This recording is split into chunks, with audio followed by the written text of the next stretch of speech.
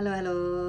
Nah, sekarang kita sampai kepada praktis yang keenam, ya, praktis yang terakhir dari Six Critical Practices for Leading a Team.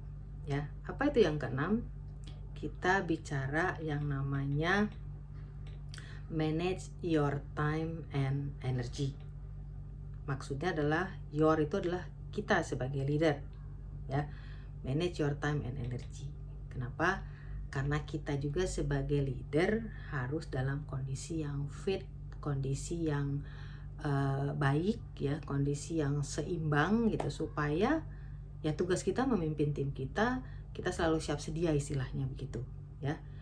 Yang satu adalah manage your time. Jadi manage your time, kalau teman-teman pernah tahu mengenai time matrix gitu ya, itu adalah salah satu acuan bagaimana kita bisa memilah prioritas kita gitu ya. Jadi sebagai seorang pemimpin kita harus bisa men-schedule prioritas-prioritas kita gitu ya. Mana yang penting, mana yang mendesak, mana yang penting mendesak, mana penting tidak mendesak, dan seterusnya. Jadi kita harus betul-betul bisa mengatur apa yang disebut dengan, kalau di Seven Habits ada istilah big rocks ya. Apa-apa saja hal-hal yang penting memang kita harus lakukan. Kalau kita sendiri tidak bisa mengatur prioritas, bagaimana kita nanti bisa membantu orang lain, ya? Kita aja bingung mau mengerjakan apa. Nah, kita harus bisa melakukan prioritas-prioritas terhadap hal-hal yang penting, ya.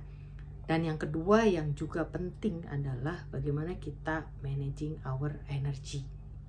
Jadi kesehatan tubuh kita, kemudian bagaimana pikiran kita harus diisi dengan hal-hal yang baik, ya, belajar lagi.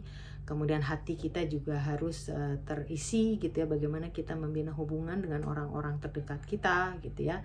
Dan juga kita punya yang namanya spiritual juga yang harus kita jaga, sehingga secara 4 dimensi itu kita juga dapat terjaga. Kemudian secara kesehatan jangan lupa kita harus makan yang benar, istirahat yang benar, olahraga yang cukup gitu ya, menghindari stres. Nah, itu hal-hal penting yang harus kita jaga.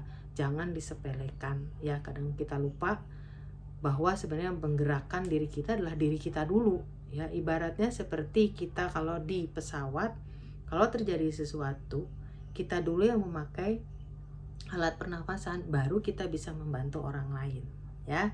Jadi kita sudah menyelesaikan 6 critical practices for leading a team. Yang pertama, rubahlah mindset kita. Yang kedua, selalu mempunyai regular one-on-one meeting. Yang ketiga, kita set up goals bareng-bareng. Yang keempat, kita bicara mengenai culture of feedback. Yang kelima, kita bicara mengenai yang kelima apa, teman-teman masih ingat nggak? Lead your team melalui perubahan-perubahan. Dan yang keenam, bicara mengenai managing your time and energy.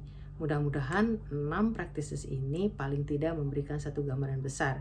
Nanti kita bisa perdalam di dalam sesi-sesi berikutnya, ya. Semoga Anda bisa sukses menjadi seorang manajer yang dibutuhkan oleh tim Anda dan perusahaan Anda. Oke?